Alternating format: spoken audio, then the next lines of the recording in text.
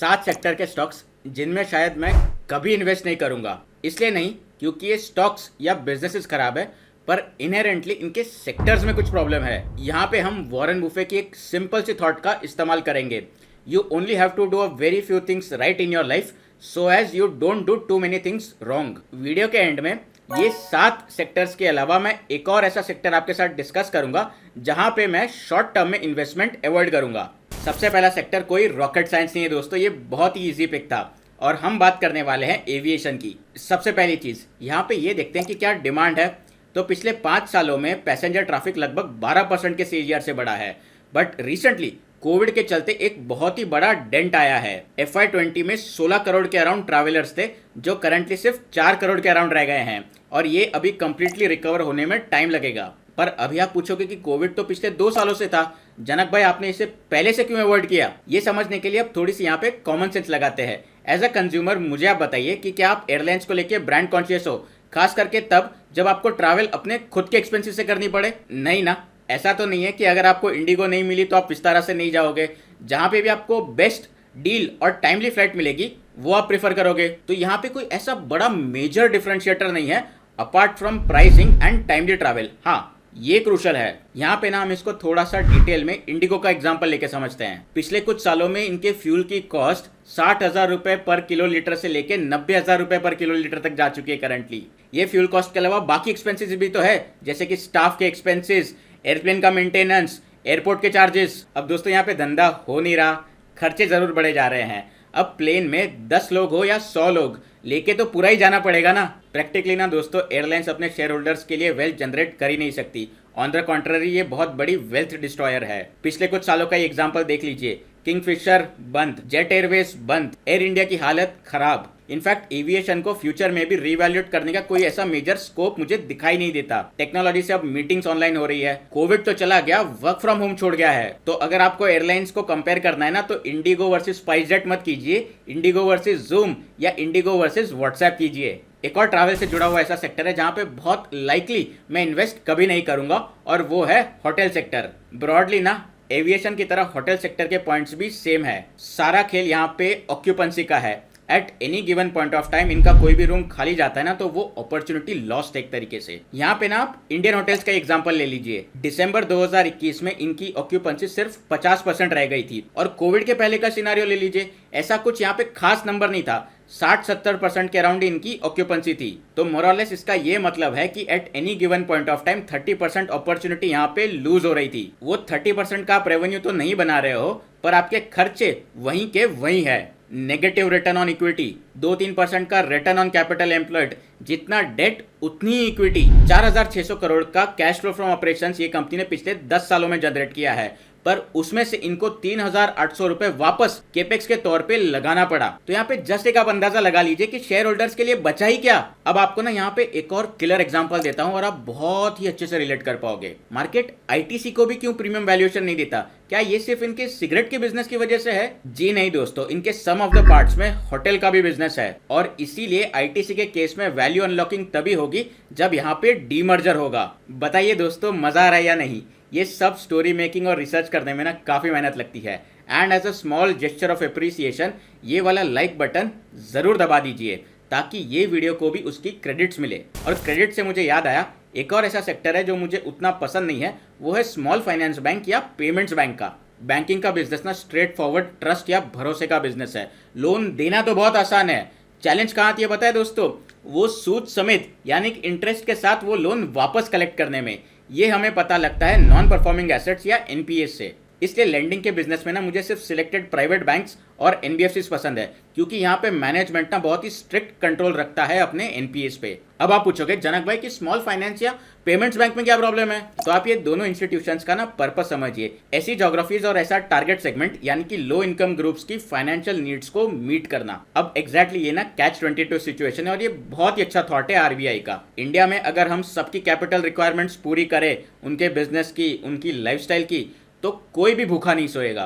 पर दोस्तों हमें ग्राउंड रियलिटी पता है, 75% लेंडिंग स्मॉल फाइनेंस बैंक को प्रायोरिटी सेक्टर्स को करनी होती है, मतलब फार्मिंग, एमएसएमईज, ऐसी इंडस्ट्रीज को। यहाँ पे क्रेडिट रिस्क इनका बहुत हाई होता है और बहुत ही सिग्निफिकेंट कंपोनेंट ये भी हो सकता है कि अनसिक्योर्ड हो। यहाँ पे ना दोस्तों एक और बहुत ही बड़ा सामाजिक इशू है जो फार्मर सुसाइड से लिंक्ड है। कैपिटल या पैसों की जरूरत से ना फार्मर हाई इंटरेस्ट लोन या डेट के ट्रैप में तो फंस जाते हैं, पर उसको टाइमली वापस जब पे नहीं कर पाते तो उन पे स्ट्रेस आता है। इनफैक्ट फार्म लोन्स को बार बार पॉलिटिकल इशू भी बनाया जाता है और एंड में बेनिफिट पास किया जाता है एज फार्म लोन वेवर्स। अब मैं आपसे यहाँ पे ये मुद्दा जेन्युइन है या वोट बैंक पॉलिटिक्स है ये बिल्कुल भी डिबेट नहीं करूंगा। अब कहीं ना कहीं किसी को तो उसकी कीमत चुकानी पड़ेगी ना, चाहे वो डिपॉजिटर हो, इन्वेस्टर हो या एक ऑनेस्ट टैक्स पेयर। इसके अलावा ना ये सेक्टर में टाइम टू टाइम कुछ ना कुछ कॉर्पोरेट गवर्नेंस के इश्यूज की अटकलें लगती रहती है।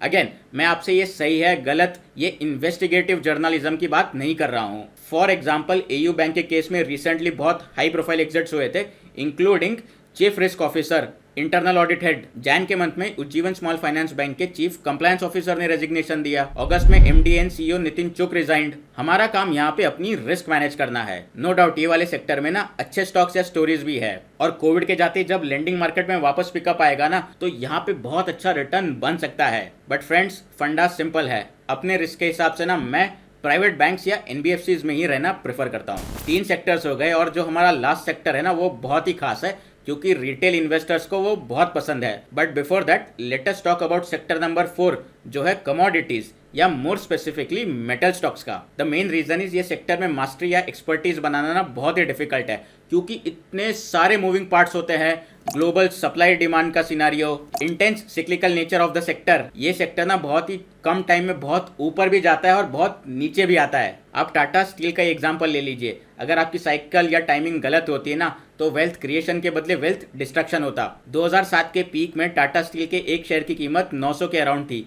8 साल बाद 2015 में इसकी कीमत सिर्फ 200 रुपये रह गई। इनफैक्ट मैं टाटा स्टील की इन्वेस्टर प्रेजेंटेशन भी पढ़ रहा था, यहाँ पे ये बताया गया था कि चाइना ने अपनी प्रोडक्शन और एक्सपोर्ट ये दोनों ही कम किए हैं जिसके चलते इंडिया को एक बेनिफिट पास हो रहा है। But you never know China ये वाले केस में कब पलटी मारे और अपनी ब्लू स्काई पॉलिसीज को रिवर्ट कर दे। इंडिया में ना स्टील और मेटल्स के इंपोर्ट पे ना ड्यूटीज भी लगती है, तो एक तरीके से ये प्रोटेक्शनिज्म का एनवायरनमेंट हुआ और ये बिजनेसेस को एक तरीके से आर्टिफिशियल सहारा मिल रहा है। नो डाउट स्टील और मेटल्स की इंडस्ट्रीज कहीं नहीं जाने वाली, देश के इंफ्रास्ट्रक्चर और आर्थिक विकास के लिए बहुत जरूरी है। But as investors specially in equity markets हमें थोड़ा सा सेल्फिश होना पड़ता है। अगर कोई भी इन्वेस्टमेंट या थीम हमें पूरी तरह समझ में नहीं आ रही या हमें ज़्यादा फायदा नहीं दिख रहा तो हमें उससे दूर ही रहना चाहिए। मैं पर्सनली मेटल्स के सेक्टर में बहुत ही केयरफुल रहूंगा क्योंकि मुझे यहाँ पे लगता है कि we are closer to the peak than bottom currently. ये सेक्टर कितना सिक्लिकल है ना ये आप खुद भी वेरीफाई कर सकते हो। नो डाउट इंटेंस एनालिसिस हम कर सकते हैं, बहुत सारे मैक्रोज और इंडिकेटर्स लगा सकते हैं,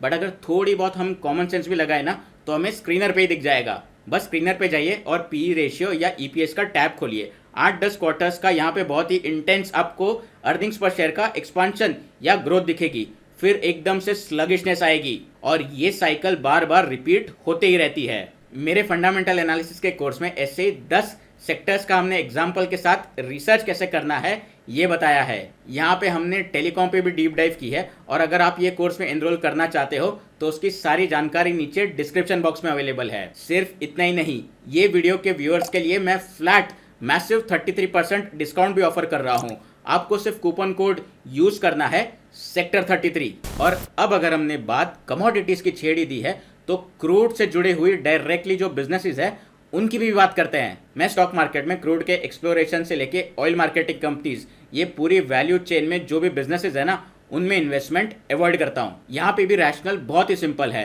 क्रूड के केस में ना दोस्तों प्राइसिंग ग्लोबली कंट्रोल होती है। गवर्नमेंट ने हालांकि पेट्रोल के प्राइसेस डीरेगुलेट कर दिए हैं, पर कहीं ना कहीं जब क्रूड का प्राइस ऊपर नीचे होगा और वो बर्डन अगर आप कस्टमर को पास नहीं कर पाओगे तो वो किसे तो बेयर करना ही होगा ना। और इसी के चलते एचपीसीएल, बीपीसीएल ऐसे बिजनेसेस प्रेशर में रहते हैं। प्लस यहाँ पे एक और बहुत बड़ा थ्रेट या मेगा ट्रेंड इमर्ज हो रहा है। ग्लोबली बहुत सारी इकोनॉमीज ना अब रिन्यूएबल्स की तरफ बढ़ रही है। ये once in a generation shift है और ऐसे टाइम पे हम क्रूड के साथ रहना क्यों प्रेफर करेंगे। माना कि ये सारे बिजनेसेस पिवट कर सकते हैं इलेक्ट्रिक व्हीकल के चार्जिंग इंफ्रास्ट्रक्चर या स्टेशंस बनाने में, बट नॉनदलेस इलेक्ट्रिक व्हीकल की थीम में भी तो अक्रॉस द वैल्यू चेन हमारे पास कितने अच्छे ऑप्शंस है। तो ये बात थी दोस्तों क्रूड से जुड़ी हुई। और अगर आपको ये वीडियो पसंद आ रहा है और आपकी लाइफ में वैल्यू ऐड कर रहा है तो कमेंट में मुझे जरूर बताइए सिंपल सा यस लिख के। एक और बहुत बड़ा सेक्टर जो मोस्ट ऑफ द टाइम्स मैं अवॉइड करता हूं वो है पीएसयूज या पब्लिक सेक्टर अंडरटेकिंग्स का। कितने भी यहाँ पे मुझे ब्राइट प्रोस्पेक्ट दिखाई दे,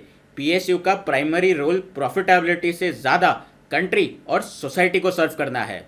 कब कौन सी पॉलिसी कहाँ पे इम्पैक्ट करे ना, ये हमारी अंदाजा लगाना नेक्स्ट टू इम्पॉसिबल है। फॉर एग्जाम्पल आईआरसीटीसी का ही केस ले लीजिए।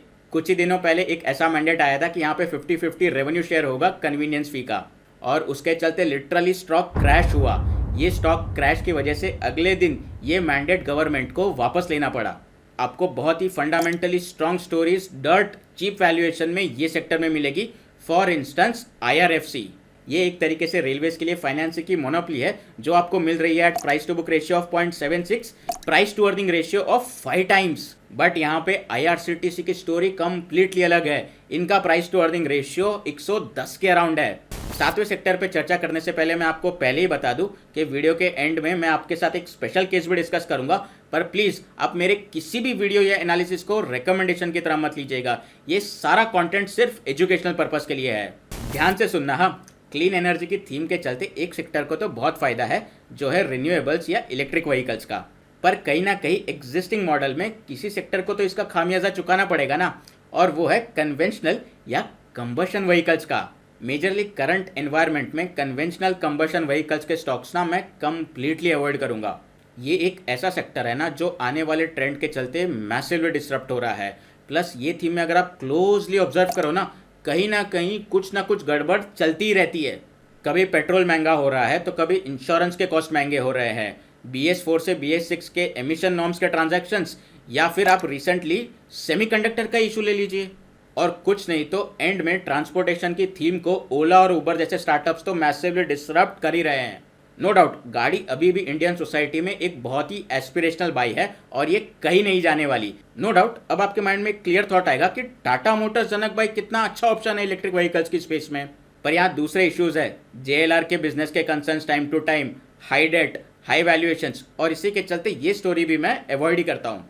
ये सेक्टर में ना आप एग्जिस्टिंग एनवायरनमेंट में 2 व्हीलर ले लो, 4 व्हीलर ले लो, काफ़ी कंपटीशन होता है, और कंपटीशन ना कंज्यूमर के लिए तो अच्छा होता है, शेयर होल्डर्स के लिए नहीं। जैसे डायग्नोस्टिक्स का सेक्टर, ये सेक्टर आने वाले टाइम में मुझे ग्रो होता हुआ तो दिख रहा है, पर यहाँ पे कुछ ऐसे बबल डेवलप होता हुआ दिख रहा है जो मैंने शेयर या डिस्कस किया है ये वाले वीडियो में। डॉक्टर लाल पैथ लैब के एग्जांपल के साथ डायग्नोस्टिक सेक्टर में कौन कौन से हेडविंड्स है वो आपको जरूर चेकआउट करना चाहिए ये वाले वीडियो में।